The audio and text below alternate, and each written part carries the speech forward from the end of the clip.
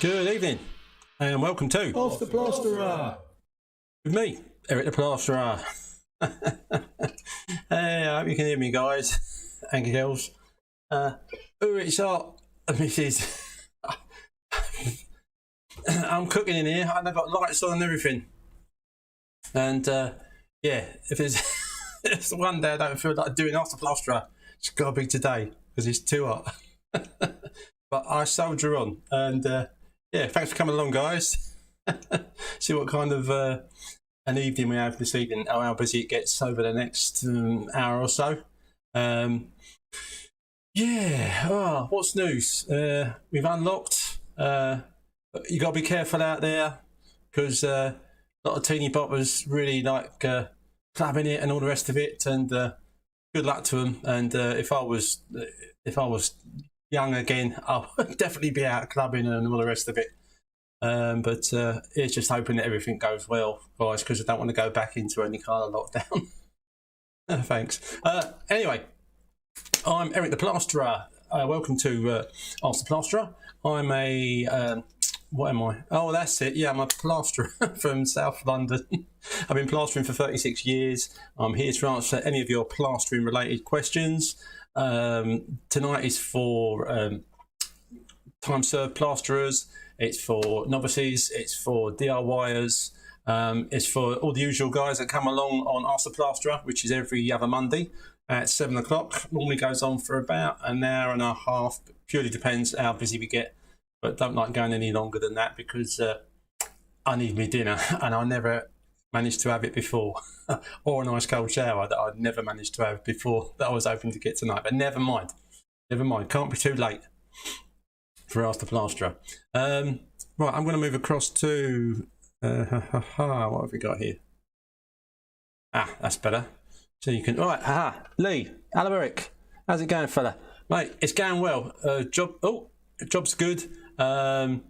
Works good still. Not enjoying it in the heat. Which any of you guys that are working in it, you know, it's at least when you're working in the winter, you can get yourself warm by getting stuck in. But in the summer, man, it's just so. When we have a little heat wave like this, I know we don't get them that often, but it is so hot.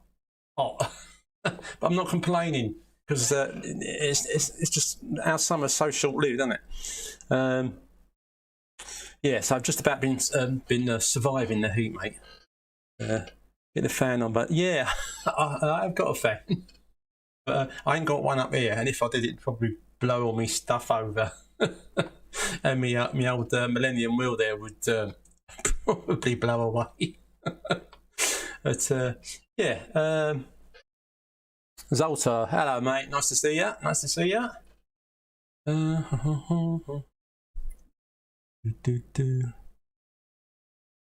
Got a bit of a change of view tonight as well. Look, I've got the cool water feature going on again, just to cool me down a bit.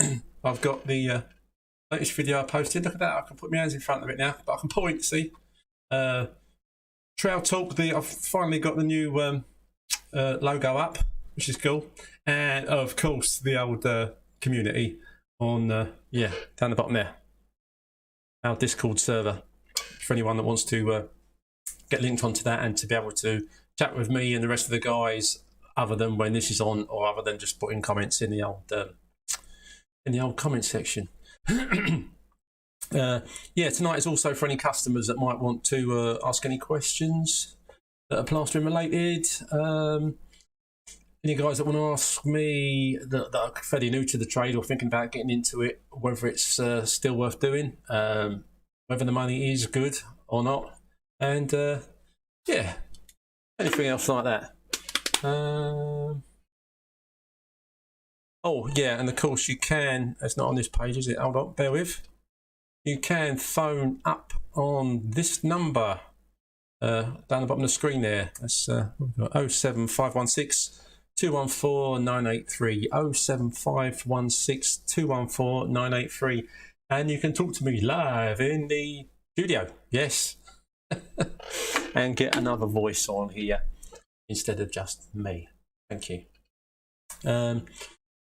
Yeah, so as I was saying, yeah, we've unlocked, so I say it's great. I haven't been anywhere apart from work and in here doing After Plasterer tonight. Still wearing the old mask if I go to Tesco's, just because I've got so used to wearing it now, and plus they want you to, don't they? But anyway, enough about that. Zoltar, had a nightmare last week. What happened, mate? Hang on, let's put my specs on. The eyesight's getting worse.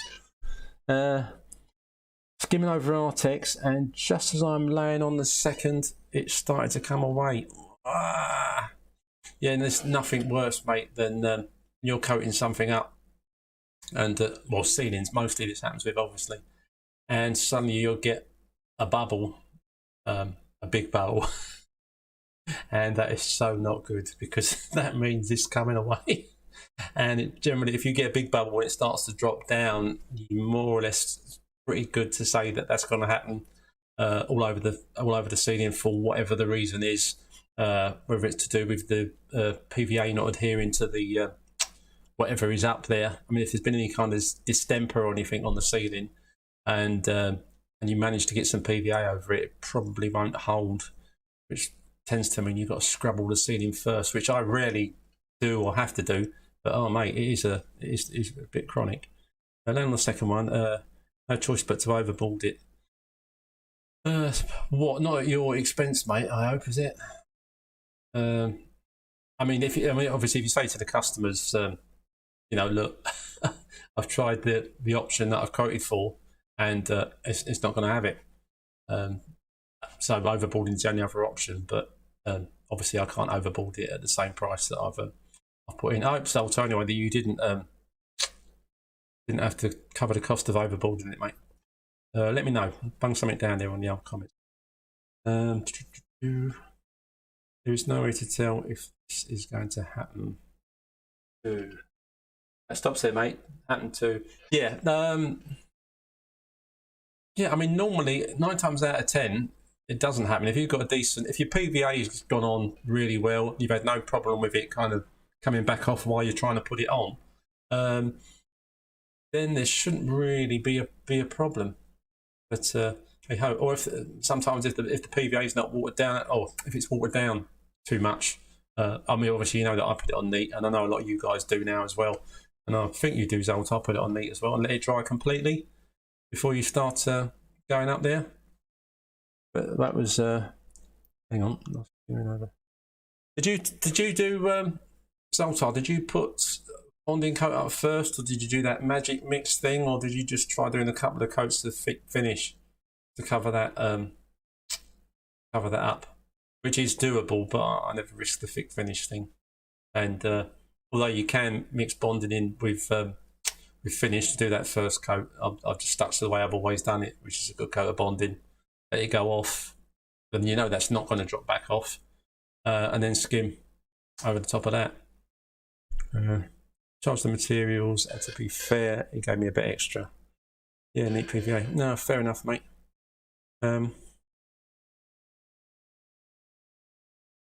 Yeah, I mean, as I say, that the magic mix thing normally works because a lot of the guys kind of swear by it, and they all have different ratios. Some say 40-60, some say 50-50. But I just, I'm still, although I could, I still knock up some just neat bonding, nothing else in it. Let that set basically, and as soon as it is, I'll go back over it then with a skim. You don't need to PVA it if it's just gone off. You only have to PVA the bonding again if you're going back the next day. Yeah, mate. Yeah, because obviously if you put the bonding on, it's funny enough, I've never put bonding on and had that kind of bubble up and drop down. It has always been skimming. That's normally been if I've gone over a ceiling that's got an issue with it, but it's not Artex, and I'm just skimming over. I've PVA'd it and I'm skimming over it, but it's not happened to me for a long time. Perhaps I've just been lucky, or perhaps you were just unlucky with that particular job, mate. But it shouldn't happen that often. As I say, if your PVA's gone on okay, as I say, I don't think the magic. Yeah, well, I suppose if you're doing the magic mix and you're putting that up, and then they're still quite wet, isn't it, when you're putting the finish on top of it? So yeah, that could give you grief. But yeah, just use bonding next time, mate. Let it go off, and then skim it if you're worried. Mark. Oh, Eddie. Hello, Eddie. Back from the pub. Oh, yeah, of course. As birthday today. Oh, happy birthday, mate. What is it, 29, is it? Had a day off. Back on the ceiling tomorrow. Not looking forward to it, though. No, I don't blame you, mate, at all. Not sure. I think it is meant to stay quite hot the rest of this week, isn't it? Initially, they said, the weekend was going to be, like, baking, and then it was going to calm down a little bit, but I don't think it is. Or not for plastering, anyway. Hope nobody or no one's listening is up in a loft space or anywhere like that. I was saying to one of the guys earlier, luckily the job I was doing at the end of last week, they had an air conditioning unit up on the wall, and he said, you can put that on if you want. So needless to say, I put that on. But even on Thursday and Friday, although it was nice and it was quite hot, it wasn't as hot as it's been the last couple of days, is it? But yeah, but that's rare. I think the 2 jobs in my career I've been on where they've got an air conditioning unit that's plumbed in and that you can put on. But yeah, happy birthday, Eddie, for that, mate. What was that? You can go up to the bar now and order a pint, I think, can't you? Yeah, not been to the pub yet, mate. Well, I went to the pub last week with me mate, but it was still, sit down and get served at the table. Right, Mark. Sorry, Mark. Don't matter how much PVA you put on it, if the Artex is just hanging on the ceiling, will come away. Yeah, that is very true, Mark. That's very true. If the Artex is not got a good grip up there, then it's not gonna be good. Probably happened 3 or 4 times in 15 years. Yeah, well, that's not too bad, mate. 15 years is quite a lot of plastering. To only have it drop down 3 or 4 times, but sometimes it happens, and when it does, it's a bit gutting. And I've seen a few guys that have done skimming jobs on Troutful, funny enough, and the whole lot's just started dropping down for whatever reason. 52, Eddie. Hey, mate, you're slowly catching me up, mate. You've got 6 years on you. I'll be 59 in September. I did mention that it was my birthday on the 26th of September. Yeah, if you want to send me a card, nothing rude, mind. Diggity, evening, mate. Yeah, I'm well. I'm hot, but I'm well.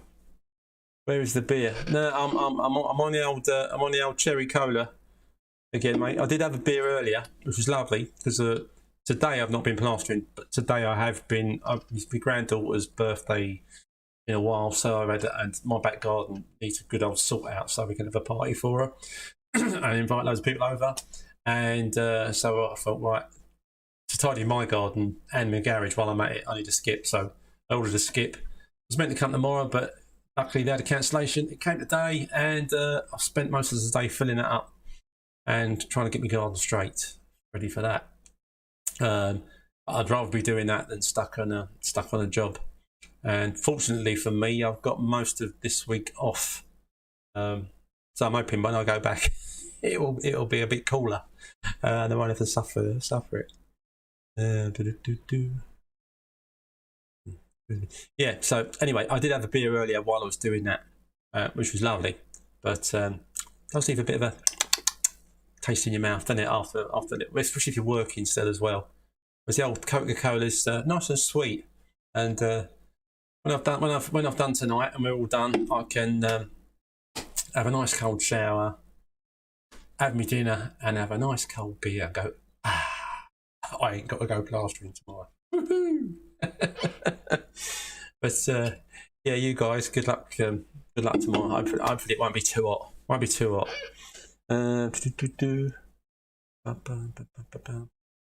Right, yeah, anyone else that's joined us that might not normally come along to Ask the Plasterer, I'm Eric the Plasterer.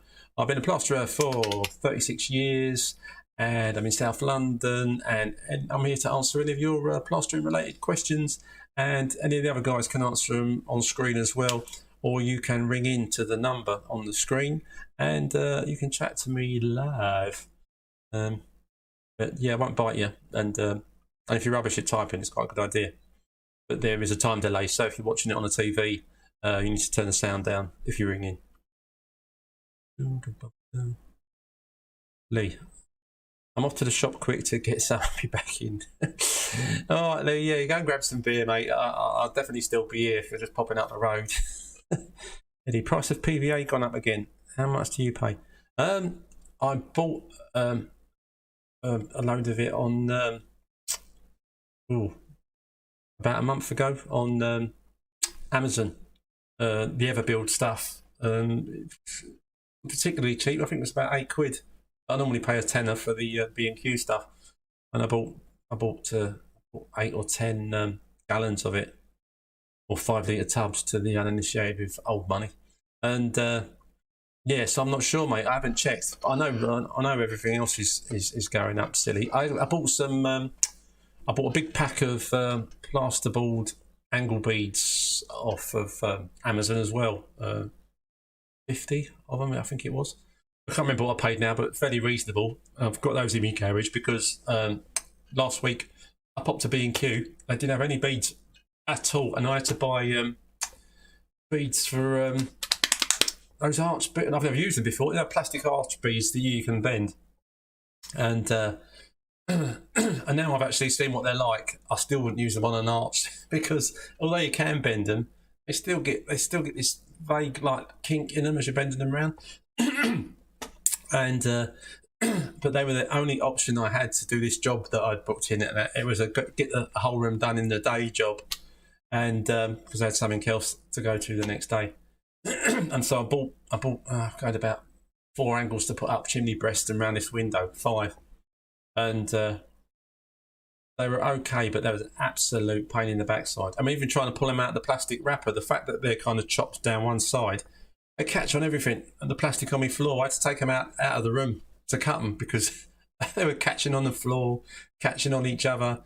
Horrible things. And plastic. I've never liked using plastic beads of any description, but that was okay. But fortunately, when I went back to B&Q, because someone had said to me before that, I think the old thin coat beads might be a bit of a shortage on those, which I was hoping was just a silly rumour.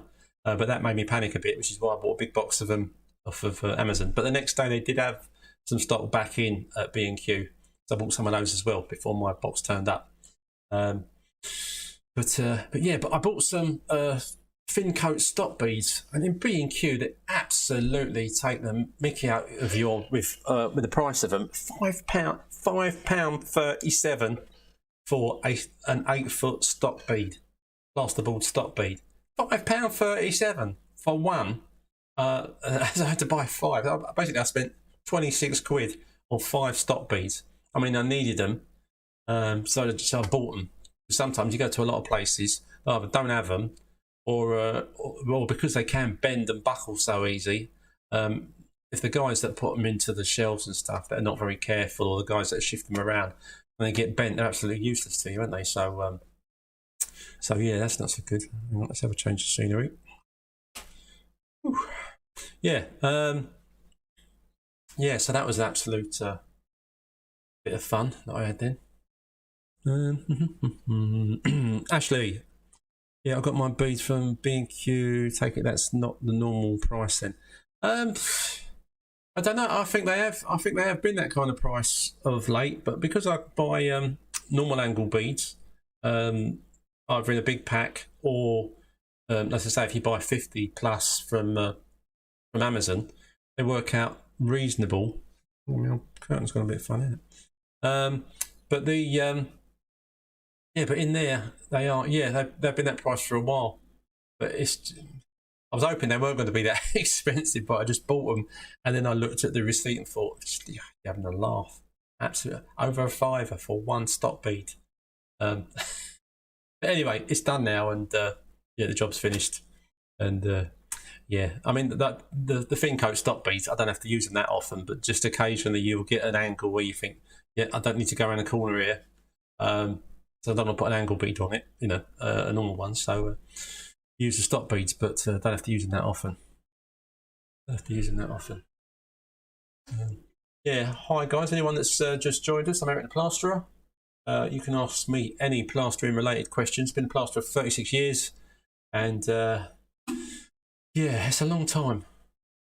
I've been very lucky that my elbows are good, my shoulders are good, and I've got no major physical issues. Well, I've got some, but they don't affect me plastering. Thankfully. Oh dear. Eddie, how come you don't use a building merchants? Cheaper. Yeah, my local builders merchants, he's really good he does a lot of stuff that and really reasonable. But I don't think he stocks. Doesn't think he stocks angle beads, and if he did, he does tend to be a little bit more pricey on those. Although other things, he's a lot cheaper on. I bought I'm not a plumber, but I had to do a lead to copper stopcock attachment. Lead to copper. I can't remember. There's a technical name for it, but I've forgotten it off the top of my head. And I looked at one in B&Q, and it was £36, and I thought. Ooh. And in my local builders merchants, it was a tenner, and it was exactly the same. Preformed arches as well. The really nice true line preformed arches that you're going to fit into a square opening. You can get those, or I think a few years back when I last used one, it was about 21 quid for a door opening sized preformed arch, true line smooth arched bead. And then B&Q and other places were doing the one with a rough bead curve, which are rubbish, and it was about 35, 40 quid. And I thought, so the rubbish one was more expensive than the pucker true line one, which was mad. Chris, hello Chris. Should try Plasterer's one-stop shop online. Yeah, I think you've plugged that to me before, mate. Have you, or somebody did, for materials and tools and gears? It's not your setup, is it? Oh, good luck to you if it was. But yeah, I'll probably will have a look at that, mate. I did used to have an account with those guys up north that ring you up and sort of say, "Oh, we got a van coming down to London," and they do really reasonable price. You know, packets of beads and scrim and you name it, they do it. But they do ring you every month and say, "Oh, do you want some more, mate?" And I said, "Well, I've got a garage full." And it's on account, so you pay it once a month. But of course, they want to flog you more. And when you're a one-man band, you can only put so much gear in your garage. I think I don't want any more. And for quite a while, I went back to just buying stuff as and when I needed it. But now I'm making sure I've got a little bit of stock again, because you can never tell what's happening. Cement's still a no-no, as far as I can find out. If you're trying to get hold of any of that, I'd hate to be a bricklayer or a floor layer or anyone that uses a lot of cement. Or guys that do a lot of rendering, but then saying that, a lot of guys use the K-Rend and Monocouche and all the rest of it now, don't they? Diggy Dull, when you use a stop bead, because you don't need to go around the corner, what do you do to fill the void the stop bead leaves? I use caulk, decorator's caulk in the void on the other side. Obviously, I explained to a customer to not go around the corner. I'm going to use a stop bead on there, and I'm going to put caulk down that edge, so when it's painted in. And most of my customers are fine with that. Well, I've never had one say, "Oh, no, I don't want you doing that," because obviously they don't want me to go around the corner. Because I'm going to go around the corner, I'm going to have to charge them some more money. So they don't mind a bit of caulk down the upper edge. As long as once it's all painted in, it looks nice, and it's not too big a gap. Hopefully, you can get it quite tight. And so you've got that thin gap there, but a little bit of caulk pushed in, wet finger down that, yeah, it comes out a treat.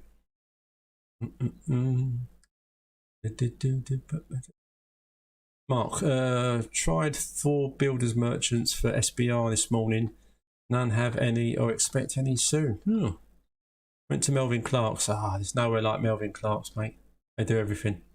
In Carshalton, they have plenty and cheaper than the others. Yeah, Melvin Clark's and Mark Fisher's are brilliant. But I mean, they were better when you used to be able to buy stuff on one side and you used to be able to hop across to the other shop, get the rest of the stuff, because they do slightly different stuff in each shop. When Melvin had them both, and then guys would, rather than, and then you could pay in the second shop, but of course a lot of people took the proverbial Mickey and were nicking stuff, so they had to stop that.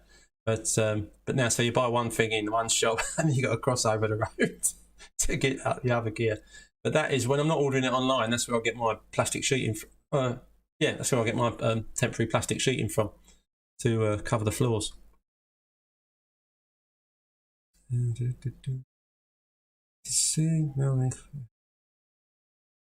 Mozza, hello Mozza. Stock beads, same price at Wix. Bargain though, and the large render stainless stock beads priced at £5. Yeah, perhaps that's just what you have to pay for them now. It just seems like a lot of money for what you're getting for it, but when you need it, there's nothing you can do, is it? You got to pay and get the gear, otherwise you can't do the job. If you don't do the job, you don't get paid.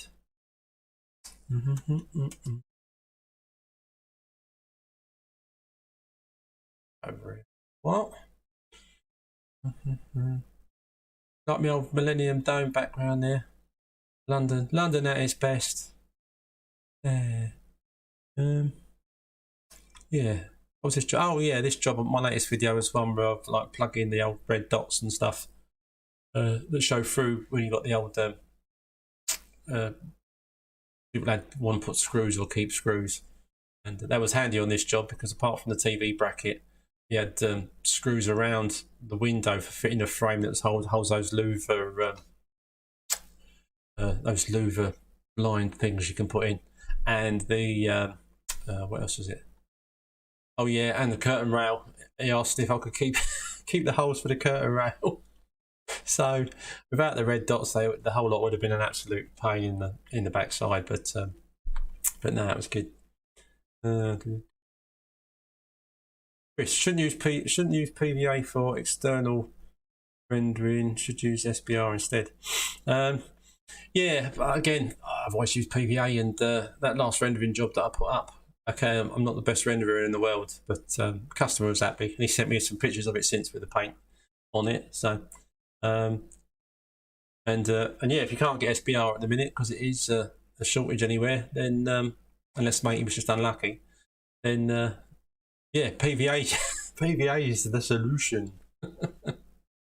Dear.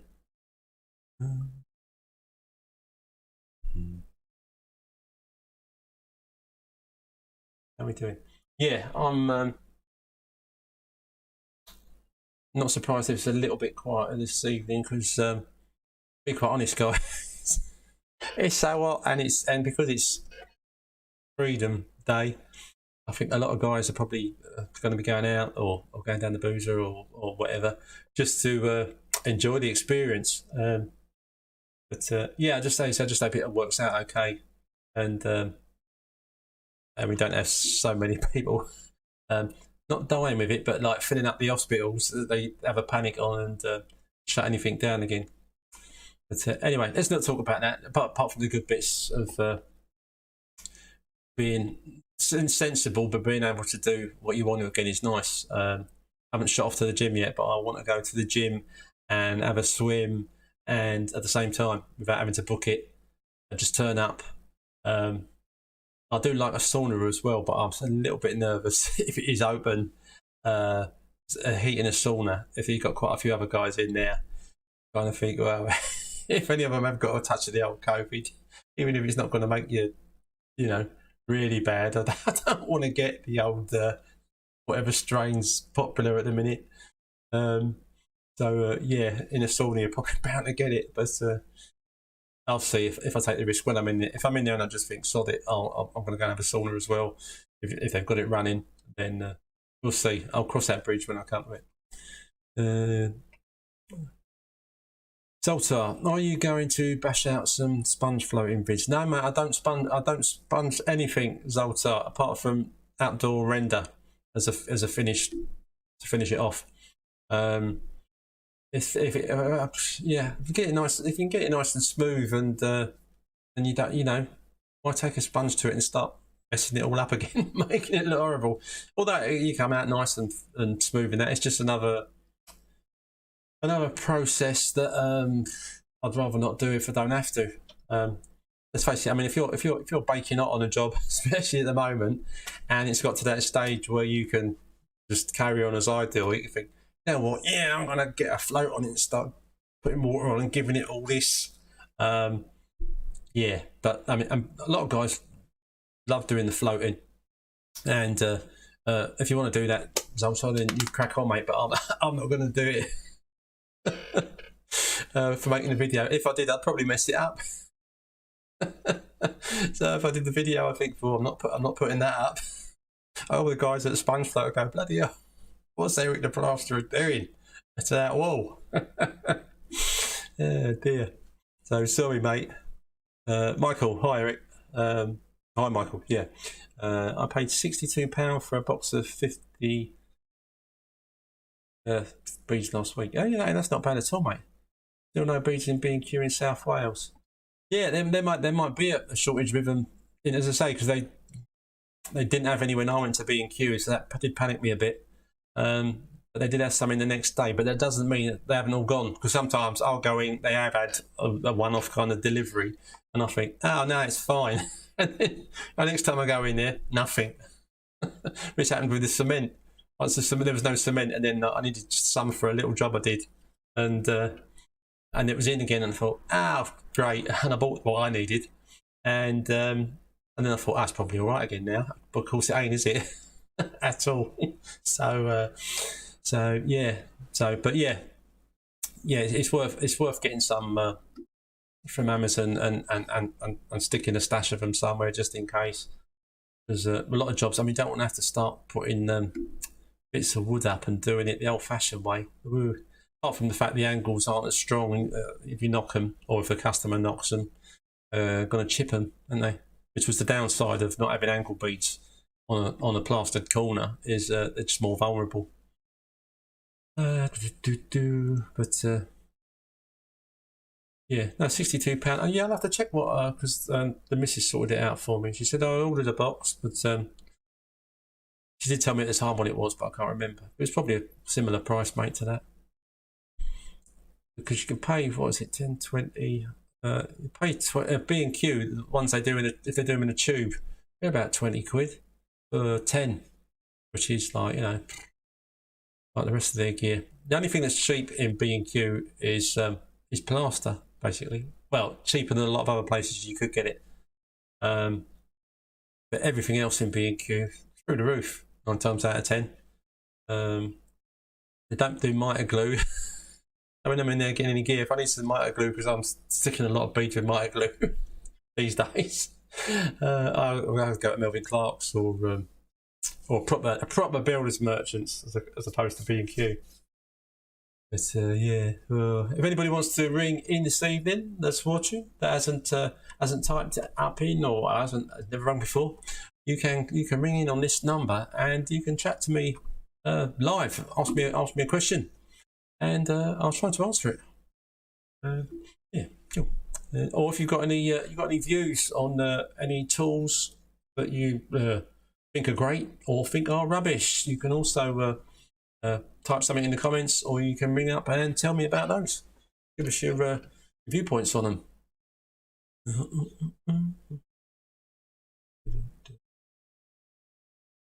Anyone that's just joined us, because you can tell how many people are on, but you don't know who's new and who's just come on and who's gone off again, because I think most guys, I mean, my regulars, obviously they tend to stay the duration. Thanks, guys. But I think there must be a lot of other people that like jump in and out. I think 8 or 10 minutes. Let's face it, 8 or 10 minutes of me jabbering on. For your average person, it's got to be, yeah, I've had enough of him now. Oh dear.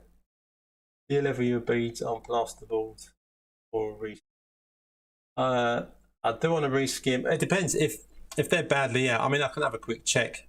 Where you do need to be a bit careful on some, not all the time obviously, but on some balls, Chris, is I've levelled up beads before around a window using my spirit level, and then because something is out to do with a ceiling line or whatever, it looks as wonky as hell.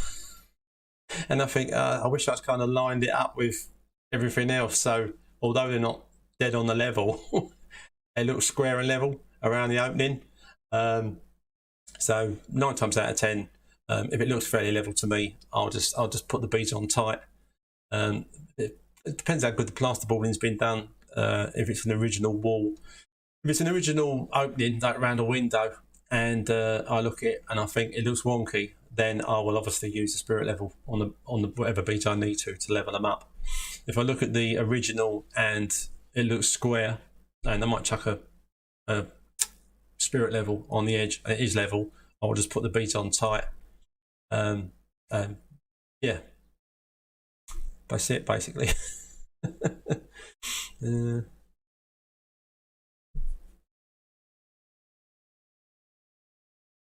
Yep, anyone that's just joined us? Oh, mate, sorry guys, you have to listen to me say this all the time. I'm here at the Plasterer. I've been plastering for 36 years. I'm in South London, and yeah, got any questions you want to ask me? Anything you want to say about any tools, good or bad? Write a comment down or give me a ring on the number below. 07516 214 983.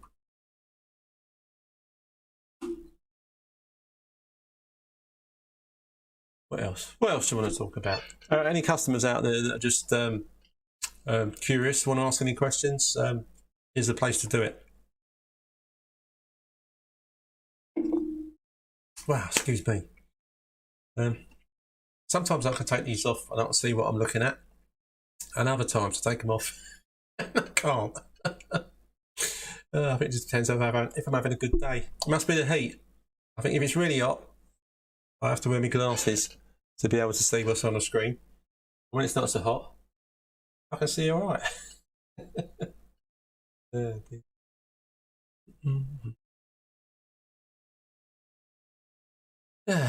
Oh yeah, so nice bit of cooling waterfall again.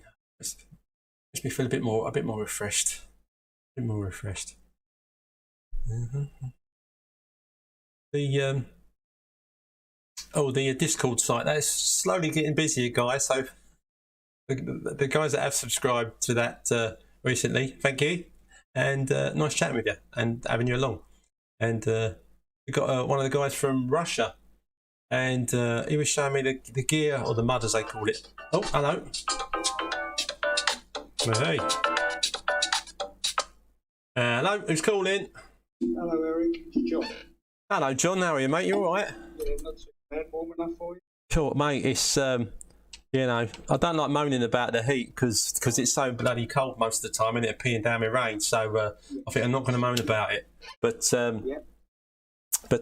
yeah, I'm coping, mate. As I say, luckily, most of this week I'm off. Well, I've got stuff to do in my house and in the garden and stuff. But oh, that's good.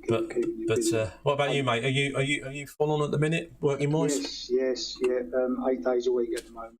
Oh, mate. How old are you, if I'm asking?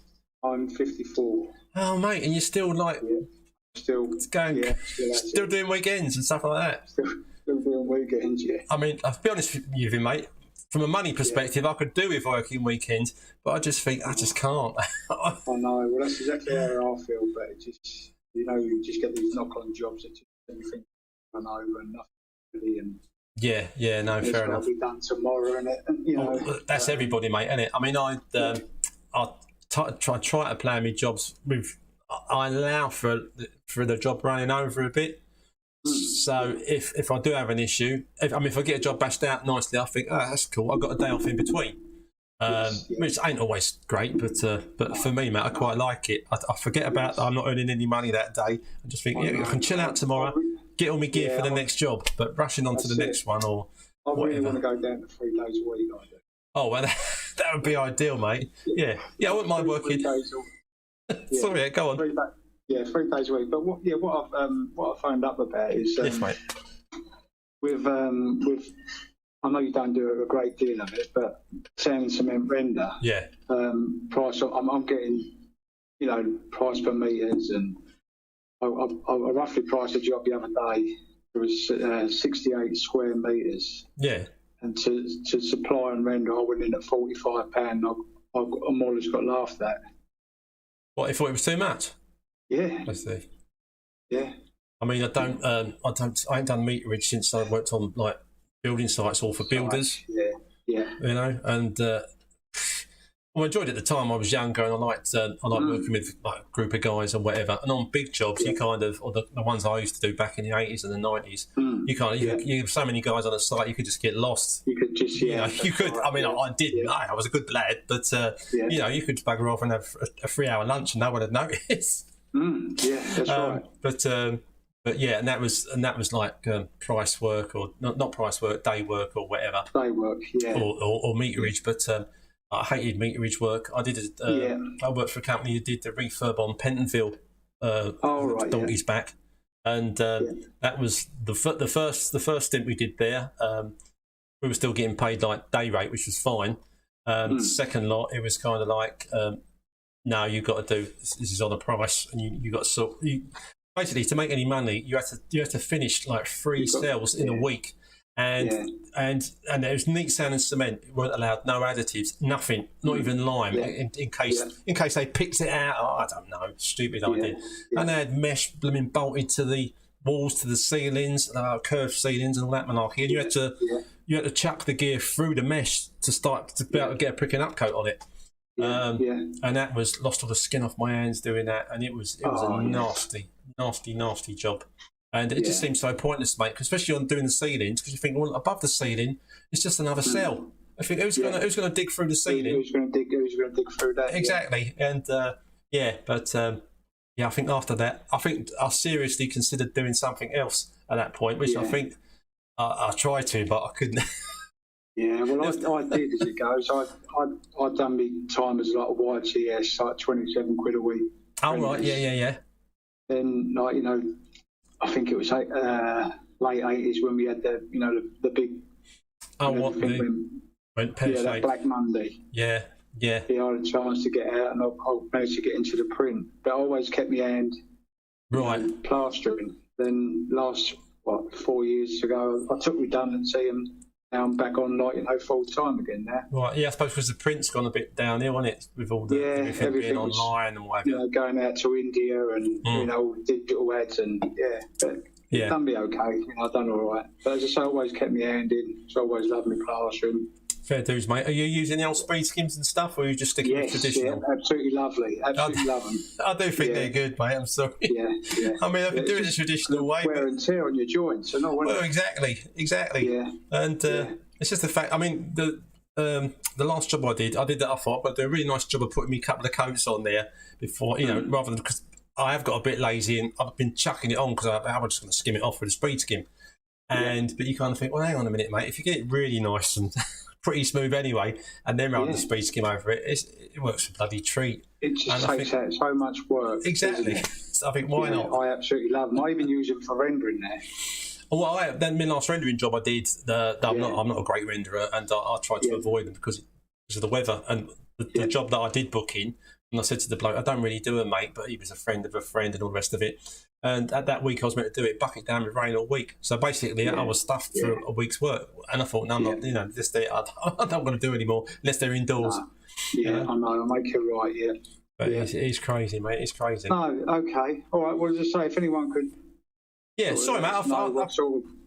What were you saying? What you reckon you want to know what meterage people what they're charging to get work? What sort of people are charging? I normally go online to you, but I can't seem to send any messages to you at the moment. It keeps them coming up with error. No, so that's why I've had to phone in. It's nice to speak to you anyway. Yeah, no, it's nice to have someone ring in. To be honest with you, I was going to say, because it's just me bloody gabbling on. And everybody has to put up with it. But we all appreciate what you do, and that it's good. Cheers, mate. No, I appreciate it. Thanks for ringing in. And ring in again, mate, won't you? Because it's I will do. It's just good, and hopefully some of the other guys or the people that don't think, you know what? Yeah, I'm going to ring in. I'm going to ring. I've got to be brave. I mean, be brave, and he's only human. Yeah, it's not difficult, mate. It doesn't bite. No, it doesn't bite. No. Well, thank you ever so much, Eric. All right, cheers, mate. Speak to you again soon. Best. Cheers, yeah, and you. Don't work too hard, mate. Don't work too hard. Ta-da, mate. Try not to. Ta-da, mate. Ta-da, mate. Oh dear. Right, who have I missed chatting? Are you going to bash out some? Oh no, yeah, read that. Yeah, read that. Chris, do you live? Oh yeah, read that. Sorry, Chris. Is it worth joining Checker Trade or Chasters Trader, etc., for more work? Last year, or just before the lockdown, I joined Chasters Trader. At that time, it was like you've got to pay up front still. I think they wanted 1,100 quid, which I coughed up. It wasn't going great guns, if I'm honest with you, the work that was initially coming in from that. I was getting jobs coming in, but they were from other clients that are friend of a friend and all that kind of stuff. And just coming from different sources. And only the odd job was coming from there, which I wasn't happy with. And then the lockdown happened. Then they said they'd extend the 12 months for an extra 2 or 3 months. And when it came to renewing, they said, "Oh, you can pay it monthly now if you want." But you know, I thought, you know what? Yeah, no, I'll give it a miss. I might try Checker Trade. But at the moment, I don't know. Quite a lot of the guys have been extremely busy, and I've had a lot of stuff. I think people are just wanting to get stuff done, or for whatever reason. I don't worry about why it is. I just think, yeah, great, there's work. Let's crack on with it. And of course, while work's coming in, you don't want to be paying to get people to ring you or phone numbers, or other than what I pay for, like, to run my website. But I mean, my website's like 25 quid a year, and I think my plasterer.org.uk, because I've had it for so long, when I got it, I think that cost me £1.50 or something stupid. I think I pay a tenner for that, like for a year. I don't think it's even that, if I'm honest. But anyway, but I'm lucky on that front. But yeah, so if work is tight and you got the money to sort of cough up, Checker Trade are doing a lot of deals at the minute about waiving a joining fee and all that stuff. And as far as I know, I don't think it's just guys that have already used them that can pay monthly. I think they've realised a lot of guys don't want to cough up over £1,000 in one hit, especially if they don't get the results they're expecting, Chris. But yeah, entirely up to you at the end of the day, mate. But when work gets tight, it is very tempting to think, you know what, I'll give them a go, even if I have to borrow the money. But they'd want to do that. Rodney, hello, Rodney. When doing your wet trowel, do you give to? Oh, hang on, mate. Let's put it on a different screen. I've got a bit of a. Can't read that properly. When you do your wet trowel, do you give 2 or 1 wet trowel? I tend to. What I'm doing a lot at the minute is my first wet trowel. I'm going over with metal speed skim. I'm spraying. This is the first time I'm hitting it with water. I'm spraying it, or chucking my brush around the edges, or either or both. And then I'm running my my metal bladed speed skim over it. Recently, with my new 1200mm plastic blade speed skim, I've been doing that. And when I did with my smaller one, because I found it was dragging, which is why I go over to the metal one, because the plastic does tend to open the surface, which is why a lot of guys use a plastic trowel at some stage, because it opens the surface up and helps it to dry a little bit quicker, if that's what you're after. Yeah, if you use a nice clean plastic bladed speed skim on a wall that you're about to trowel up, as long as you got plenty of water on it, it'll run over lovely, because I've done that on the last couple of jobs, because it was nice to be able to get that much wall with the 1200mm blade, and then finish it off with more water, yeah, but then spraying it at the bottom, drag it up the wall, and then when it runs back down this side, catch it at the bottom, drag it up the wall again, go right away across the wall, and then when that's done, I'll probably give it a dry trowel across. Sometimes if I feel like it, I'll put a little bit of water on when I'm cross troweling it from left to right, right to left. Yeah, I put water on it more than once, is a short answer to your question. Oh dear. Right, if you have just joined us, I'm Eric the Plasterer. I've been a plasterer for 36 years. I'm here to answer any of your plastering related questions. Any of the other guys that are here and the regulars, they can answer your questions as well. You can ring in on the that number if you want to talk to me live in the studio on 07516 214 983. Oh man, I've got to get some new glasses. Yeah, or you can type in the comments if you're able to. If you're watching it on a TV, then you probably need to ring, because if you are watching this on a TV, I don't know how you type in the comments. So I think I've tried that before. I've been watching something on the TV and I thought, oh, and I think, oh, how? I don't know how on the telly. Or it takes so long to try and work it out. It's, yeah, the moment's gone. Yeah, any plastering related questions, we are here for time-served plasterers, we're here for novices, we are here for DIYers. We're here just to expand your knowledge in the field of plastering, to tell you whether or not it's a good job. It is still a great job. It's very satisfying, because you take something that looks like if it's an extension or it's a garage and someone's converting it, and as soon as you get those walls on and it starts to look like a room, and the customer's kind of like, wow, it's looking like a room, which obviously is the whole idea. But you think, yeah, it's gone from blocks and what looks like an old dungeon to something nice. Well, at least I had plastering satisfaction of like that for at least 15 years of my career before it didn't kind of cross my mind anymore. Apart from if a customer brought it up.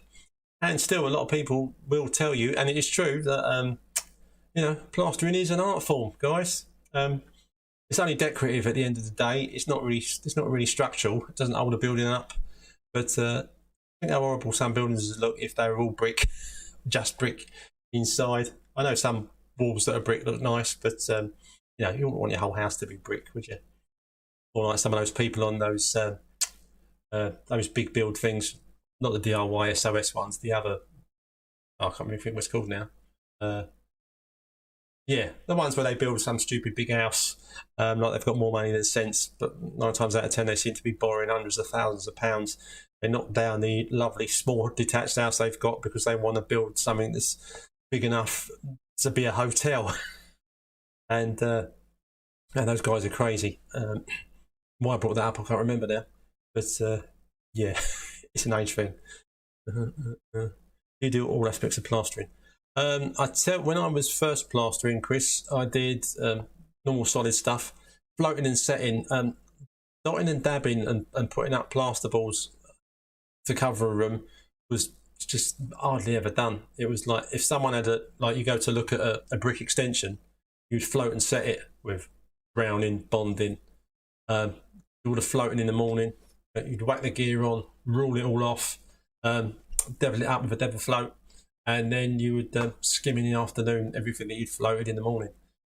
Some guys were like lightning. If you're working as a team or a couple of you, and you've got a guy knocking up the stuff, you can bash out stuff. Which of course back then doing that kind of work and working for companies and commercial enterprises, that was all done on a kind of like price work. The sweet thing about domestics is it's not an issue anymore, and you only need to bash out so much to earn a decent wage. What was I saying? Hang on, if I read your question again, I remember what I was saying.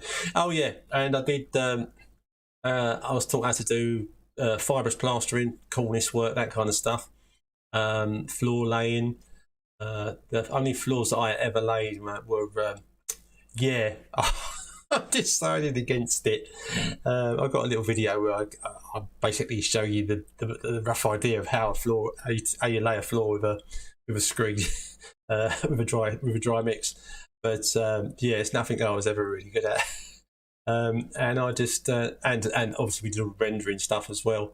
But in the end, I just stuck with internal work and.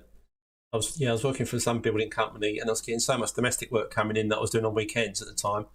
And the builder I was working for at the time, he wanted to pay less and less. The domestics were paying more and more. So I said, you know what, I'm just going to bite the bullet. I'm just going to go completely doing domestics. I'm not working on sites anymore. I'm not working for builders anymore. Some builders I'm sure are lovely. A couple of the guys that are friends of mine that are builders, I'll do the odd job for them, but nothing on a regular basis. But yes, I was taught all aspects of plastering, but and the rendering, as I said, I stopped because our weather is so unreliable. I like to be a bricklayer or something like that when it's rubbish and fucking down with rain and all this. So yes, mostly just solid indoor stuff now. When I tend to look at if a wall is back to brick, I tend to, my first kind of thing in my head is, oh right, I'll float that out. And then I looked at a job some guy was doing on, might have been Trail Talk or something, and he showed you all the befores of all this whole massive corridor he was doing, and it was all brick, and I thought, cool, that's going to be a fair amount of floating. And the next minute it was all bolded, and I thought, oh right, okay, everything's dot and dabbed now, which there's nothing wrong with it if you do a good job of it, and customers happy with that, and I suppose it dries out quicker because you've only got a skim on it at the end of the day, whereas if you're floating brick walls, the old thickness of the bonding, browning, whatever you're using, or hardwall, is going to take longer to dry. But yeah, there you go. Nice long answer to a fairly short question. I did do all aspects of plastering, but now I'm just I will still float and set, and any kind of skimming over anything internal. I'm happy to do the fibrous plastering. You're best to leave the fibrous plasterers because most of them, that's all they do, and they're expert at it. And the same with the guys that do pebble dashing. When I was working with a mate of mine, we built an extension on this couple's house.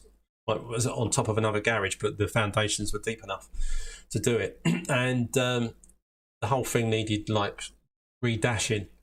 And I could do pebble dashing, and I might do little patches of it now, but these guys, they went round the whole thing, including on top of this glass conservatory that I don't know how they got around it. I mean, we had the job scaffolded up.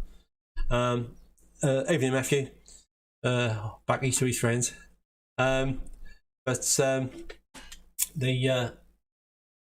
bashed this thing out in 2-3 days, and it was beautiful. Absolutely stunning. Even the places where you kind of think there's not much leverage there, and this bit where there was some scaffolding in the way, and they had to get the dashing underneath this scaffold pole, and it was pucker. And for the price they were charging, which I think even at the time I thought, well, it's reasonable, I'd rather pay that than it take us 2 weeks to do it when these guys can do it in 3 days. And it was amazing. So I do tend to recommend people that want stuff doing on the outside, apart from telling them I don't really do rendering anymore, I'll say that I'll go with the guys that do an awful lot of it. The guys that specialise just in exterior stuff, they'll whack it out in no time. Whether those guys have gone over to the silicon renders now or not, I've no idea. I've not really looked into it. But yeah. Another drop of Coca-Cola. Yeah, I might have a proper beer with me dinner later on. Anyone that's just joined us, good evening. I'm Eric the Plasterer. I've been plasterer for 36 years and don't seem a day too long. And it's a great job, a great career. Even now, lots of work. Getting all the plasters absolutely fine. Angle beads might be a little bit dicky at the moment, but not quite sure. But they are in Wales. If you live in Wales, you might have an issue getting angle beads. But I'm not 100% sure. Cement, if you need cement, forget it. I don't know what's happening there. Just having a laugh. I think it's Brexit. I've no idea. I can't get any cement. Oh dear, but there's loads of plaster, so that's good. There seems to be a lot of work out there at the minute. Yeah, so it's a great time to be a plasterer. It's a good career move. You're never too old either. Quite a couple of guys, 50 odd, I thought about giving it a go. I mean, if you're not used to doing a physical job, then and you're 50, it might be a bit of a shock to your body.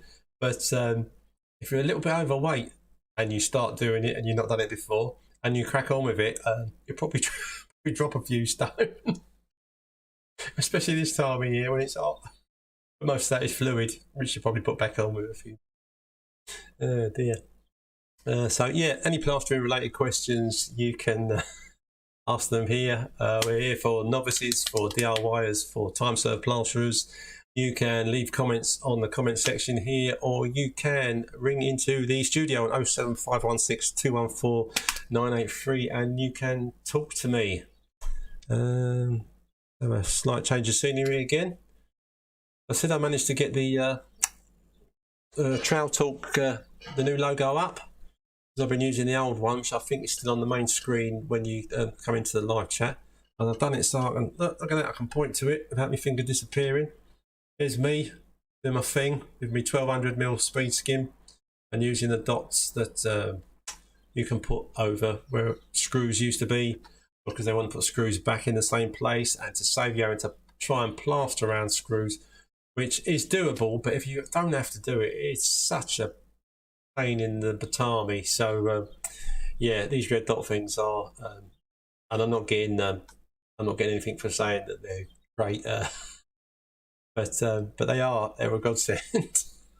For most of the time, I'm hoping it's just the only time I need them is if someone's whopped off a radiator, they're putting the same radiator back, and I just think, yep, well, you can take those screws straight out, mate, because I've got some little dots I'm going to stick over the holes, and they just bleed through the plaster, so you can see where the hole's meant to be. And but you've got to be careful because they also bleed through paint. So it's got to be something that's going to be covered up by a bracket or something, because yeah, you don't want to put them where if a customer changes their mind and doesn't want to put back whatever it is they've taken off the wall and they paint it and suddenly get these red spots that you can't cover up. You probably could if you put some oil-based undercoat over the top of them. Like with stains as well, quite a few people use stain blockers. Why stain blockers? The ones in the spray can seem to be a bit rubbish, and you've got to use a whole can of it to cover a stain up. But if you just go over, it's cheaper to buy an oil-based undercoat and give it a coat of that, any stains or anything like that, and when that's gone off, over the top of that with emulsion, and normally puckaroony after that. Any other questions here? Chris, fixings into dot and dab walls instead of float and set walls wouldn't be as strong. Opinions? Yeah, anyone else got opinions on those? I know you can. I mean, I prefer if it's a floated wall, you can get a really nice fixing in the plaster and into the brickwork. You can in dot and dabbed walls, there should be a certain size gap, and you can buy all sorts of special fixings, but they don't always work that well. And I did see a video. I didn't make a note of whose it was. It wasn't a plasterer's. It was a video where basically they were showing you in a wall where you could see through it the different types of plugs to fill up voids and stuff. And obviously, when you look at them on the packet, it says, "Oh yeah, it goes in like this." And when you screw it in, it just opens up and it's all hunky dory. But when you watch this guy actually using all these different types of fixings in hollow walls, some of them just buckle up completely. They bend up the wrong way, and hopefully you do get some kind of fixing, but I don't know if you can rely on it or not. So my opinion is it's nicer to not have a hollow wall to get a fixing. Obviously, if it's just a stud wall and it's been plasterboarded, you haven't really got much of an option except to use something like that, or find the studs, obviously, and screw through into the studs, which if you're trying to fix a TV bracket in a specific spot, or anything come to that matter, in a specific spot, and the studs aren't there, then yeah, it's more messing about to make sure you've got a decent fixing, because you don't want your 50-inch, not plasma now, are they? But you don't want your 50-inch TV hitting the deck because your fixings haven't quite cut it. But yeah, so in my opinion, a floating set or something solid. That's the only time I don't like sand and cement indoors, because you can get a good fixing, but flipping out drilling out the cement, especially if it's a really strong mix, is yeah, not a lot of fun. If you're the guy having to drill the holes, anyway. Dear. Fixing your dot dab or stuff. Diggy Dard, do many customers ask you to put coving up? Yeah, quite a few. I do only do the gyprock cove, or gyprock. I use the super cove now, the lightweight stuff. I mean, I used to, because I did price work back in the day on a building site on these flats over in Tower Bridge, Hooper Square, I think it was. Be old now. Yeah, it would be old. and me and another guy had so much a metre, and I think the first day we did the price on the Cove, we made about a tenner between us. But we soon got the hang of it because we had to, and we were putting up like 100 metres of Cove in a day, and that was the heavy gyprock plaster stuff. So I used that when I went over to domestics, but the lightweight, not this polystyrene rubbish. Oh God, I can't bear that. But this stuff has got like polyurethane inside, and it's got exactly the same cardboard on the outside, light as a feather. And a lot of guys now stick that up with tubes of adhesive rather than knocking up any gear. And rather than use Cove adhesive, I used to knock up. I just use finish, multi-finish. Knock up a bit of that in a bucket. Cut all my gear. I've got a video of me doing coving. Just cut it all out, measure, cut it all, put it around the room, and then knock up the gear, butter it up, stick them all up, and then without rubbing or cleaning anything off. And then once I've got them all stuck up, then I'll go around. The stuff had started to dry by then, the glue or the finish, and I'll just start to trim it off top and bottom. Then I'll finish off the top and the bottom with cork to get a nice white line on the top and bottom of them. So a lot of customers say, "Oh, do that kind of coving." I say, "Yeah." Or if you want it to look a bit posher, I will do the standard gyprock Cove type Cove, and I'll put like a picture rail butted up to the bottom of it along the wall, and butted up on the ceiling against it. Obviously, you have to make sure you charge for that, because to go around the room twice, which is what you're doing on the top and bottom of a Cove with wood or MDF is because it's already white, which is handy. It's quite expensive, but not as expensive as them having fibrous plaster put up. So that's all I would do: ordinary gyprock Cove, or put wood at the top and the bottom to make a feature that makes a bigger, fancier looking Cove, which might be able to see that in some of my videos. I can't remember now. I haven't done an actual video on doing it. I haven't done it for a little while. But yeah, and yeah, I mean, once you've got the knack of cutting, coving and stuff, it doesn't take long to chop it up and whack it up there and finish it off. But I've noticed, or I've been told that by younger members of my extended family that they're ripping all the coving out because it's what old people have, which made me feel really like, excuse me, I've got coving in my whole house. I think it's great, and I think it finishes off the ceiling and the wall nicely, rather than just having that square sharp. That seems to be the in thing nowadays. I just feel sorry for the decorators that have to cut it in. But a good decorator, it's not an issue for, is it? When I'm trying to cut in a square where the wall meets the ceiling, if it's a different colour, especially if it's a really darker colour than the white ceiling, mate, that's a pain. That's a lot of questions, a lot of answers to just, do I get a lot of customers asking me about coving? Yeah, people that like coving, yes. Oh, I might say to them, "Oh, you're having coving in here," and they might say, "Oh, I haven't thought about it, but do you do coving?" And then, if you've allowed the time to do coving as well, then that's more work, isn't it? More work, more money. Yeah.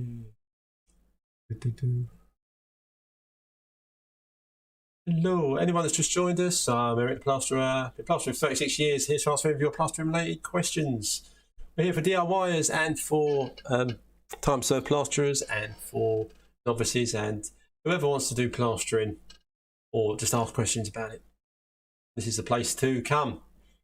I'm hoping one day, if this channel grows any bigger, that suddenly Ask the Plasterer will become a much more popular feature. Oh dear, there's some guys that have got quite big channels, literally just sitting in their front room told to about 1,000 people or more. Just cash, like, they don't go to the effort I do to do all this all this kind of gear. It makes it more interesting, in my opinion, and people quite like being able to see what they're typing, like on this bit of the screen, not just on the sidebar or wherever it comes up.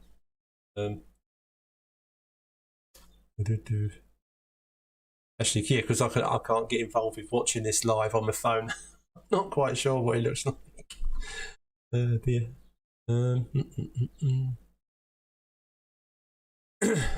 No worries, Rodney, no worries. The age thing, yeah, age is just a number. That's right, mate, that's right. If you are in good shape, yeah, if you're lucky enough to stay fit, then, yeah, I mean, technically, mentally, I feel about 30, which ain't that great when you see a 30-year-old woman and think, oh, she's nice. Don't look as if you to say, oh, geezer. Glancing over. But yeah, but by the by, yeah, I feel mentally, I feel about 30. Physically, I've still got corona fat around my middle at the minute, and I used to have a 6-pack even for an old man, which was lovely. But yeah, I hadn't been to the gym in over a year, so and stuffed my face during lockdown. So as anyone has watched my rendering video, they'll see me little tyre, but which is fine. I'm not overweight by any stretch of the imagination, but yeah, I like definition, and at the moment I ain't got any. My arms are all right, but yeah, below the old chest muscles, mate, it all goes pear-shaped. And I don't want to be pear-shaped. Dear. If you want to get into plastering, hang on. Oh yeah. Yeah, no, cheers for that, Rodney. Appreciate it. Yeah, appreciate any comments from the guys that appreciate me doing Ask the Plasterer. I say it's once a fortnight, and once I was when I was working in the garden today. Well, yesterday I think I'd forgotten it was obviously only temporarily. Yesterday I'd forgotten it was Ask the Plasterer. Oh, God, it's Monday. Ask the Plasterer Monday tomorrow. And today I've just been working out in the garden thinking, oh, make sure you finish what you're doing and you give yourself enough time to have a shower and stuff before Ask the Plasterer. And yeah, I didn't, basically, the bottom line, I didn't stop what I was doing till about 6:10. And then you have to set this thing up. I thought I'll set it out first, which is probably just as well, and then I'll have a shower, because I was going to have a shower first. And then, but I'm lucky I didn't do it in that order, because it wouldn't have worked out at all. But yeah, so it's all good. I appreciate your appreciation. Oh, I've got 5 likes tonight. Thanks, guys. I don't know how you. Yeah, is it just a normal thumbs up on the bottom of a phone screen when you're doing this? Because the screen that I've got doesn't really. It shows me what you're typing up on, and how many people are watching and duration of it and all blah blah blah. But yeah, I don't know what you can or can't do via your phone. I know you can't ring me at the same time as watch me. But so I understand that. So I'm not knocking at the guys that don't ring, because it's just too blooming awkward. If you're watching this on something else, on a TV or a laptop, and you can phone me on your phone separately, obviously that's a lot easier. But yeah, thanks, Rodney. I will try and keep up the good work. Oh, well, I will soldier on, whatever. What it was about, as long as the channel keeps growing and people turn up at Ask the Plasterer, I'll keep doing it. If it ever get to a point where I'm talking to myself, then I know it's time to knock it on the head. But yeah. What else was it? Oh, I've bought. Quite a few of you know I bought the GoPro action camera for doing some filming. It's great for some stuff. If you're trying to get a wide angle view, like occasionally you can see on this that's from the normal camera that I normally use, but it does flick between this and the GoPro. But the GoPro I've got on a wide angle, it goes a bit fisheye, a bit curvy at the ends. But I've just got for it. You can get these for mobile phones now. Something that's called an anamorphic lens, which basically stretches. It's what they use to do cinemascope, or like when you're at the cinema and stuff. Proper long screen. Rather, like if I try and do something prior to this to make it look cinematic, I can put bars at the top and the bottom. But It's basically I'm just cutting off bits of the video that you can't see. But with an anamorphic lens that I've got from my GoPro, it stretches the picture upwards, so that when you edit it, you can stretch it out, so you get a lot more in it. So I'm going to try this on my next video that I do. I'm going to try this thing out with the anamorphic lens, and hopefully you should be able to get a really nice wide shot, because the normal camera I've got, you can't film really wide on it because it's a fixed lens thing. Can't put extra lenses on that. The GoPro thing, you can get some really nice footage off it, and it is completely waterproof as well. So in one of my other videos, I think I've literally got in a bucket and filled the bucket up with water, pouring it straight on top of the camera, and it allows you to get shots. I mean, that's the only weird shot I've done with it, but it allows you to do stuff with that like that. So hopefully, in my next videos that are coming up, they will be a little bit more interesting. Plus, I'm learning how to do things that make them a bit more exciting, so people don't have to skip through them because they're too long. It's really hard if you're trying to do a video, especially if guys are trying to learn from it. If it's too drawn out, people don't want to watch the whole thing. But but if you make them too short, then people that are trying to learn from what you're doing, they can't really see how you do it. So it's a real kind of fine balancing act to make the videos not too long. I think an ideal video, if you can get a video up to 10 minutes tops, rather than, I mean, some of my videos, a lot of plastering videos, they run 20 minutes and longer, and I have to be really engrossed in some kind of video on YouTube to watch it for a duration that long. Though some guys do videos that just like draw you in. So I've got to practice that. That's when it is some of the jobs you're doing, you're rushing around like a blue-ass fly and trying to just to get the job done. And then when you think, oh, should I try and film this as well? Some days you can and you crack on with it. And other times you think, you know what, I just haven't got the time to set up the camera for this one. If it's something really different, then it's worthwhile doing. If it's just another, I want to skim this big wall, and because it's a slightly different big wall, I'll film it. You kind of think, well, guys have seen me skimming a wall. There's so many skimming a wall videos out there by myself and different guys. You kind of think, you're not going to bother videoing that. Some other stuff guys asked me to do. I did have a bit of a space in my garage to set up a bit of a thing when I was doing my initial teaching videos, but you're really limited, or I'm limited for space. It'd be lovely to have a proper big kind of studio that you could set things up in, and you could basically do anything you want. But obviously, I'm like a lot of plasterers are waiting for a particular job that's interesting to crop up that I can think, oh, I can film that. That'd be interesting for the guys and girls to watch. So yeah. Right, what else we got? Have I missed anything here? Diggity. Any tips on using plastic speed skim for the first time? Just make sure you don't use it too. You keep it quite flat against the wall. When I say flat, you know what I mean. Don't have it at too much of an angle. The same way you'd hold a trowel, basically. If you have a look up on this bit there, you can see that I've got it quite flat there. If you bring it up too sharp, it will start scraping too much off, or making a horrible pattern in your plaster, and it can drag where you don't want it to drag. And I always wet the blade of my plastic speed skim. I'm not saying you definitely have to, but where I always have, I think I better wet the blade, and it works for me. So only things really, mate. And I don't know if it was you, Diggity, or someone else that had bought a new one and were concerned that there's like a couple of millimetre play in the blade going up and down, but that is normal, and it's on. I hadn't really noticed recently, and I thought, I'll check that out. And I've got my new 1200, and it does goes up and down. It doesn't affect the when you're using it. Doesn't really move then. I think it's just part of the way the thing clips in and is designed, but it doesn't cause any problems whatsoever. And it is normal. There's nothing wrong with the speed skim. If anyone's worried about that. Can you see me sweating? I assume you guys are sweating as well. You're in some kind of air-conditioned luxury, or you might be out in the garden or something. You can see your phone in the sunlight.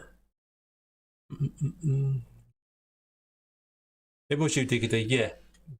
But yeah. So it was. Yeah, not a problem. But when you first asked it, I thought, oh, does it? I thought I'm pretty sure it did have some movement in it, but I wasn't 100% until I checked it, and I thought, oh yeah, it does go up and down a few mil. So yeah, cool. Yeah, no worries, mate. No worries. How are we doing for time? 2023. What's that rubbish out at 24-hour clocks? 13, 14, 15, 16, 17, 18, 19, 20. Yeah, well, I think we've done about an hour and a half, guys, haven't we? And well, I think I'll knock it on the edge, because if it goes on for too long, less people want to watch it. And they go, "Blimey, what's that? A 2-hour video that's popped up?" Yeah, I'll pass on that one. But if I can keep this to around an hour and a half, yeah, then that means it's still quite early, isn't it? And we can go and do anything else we want to do. I can go and have a nice cold shower and eat my dinner, and yeah, and unlike the last live stream I did, that the computer just suddenly just cut out and I just disappeared.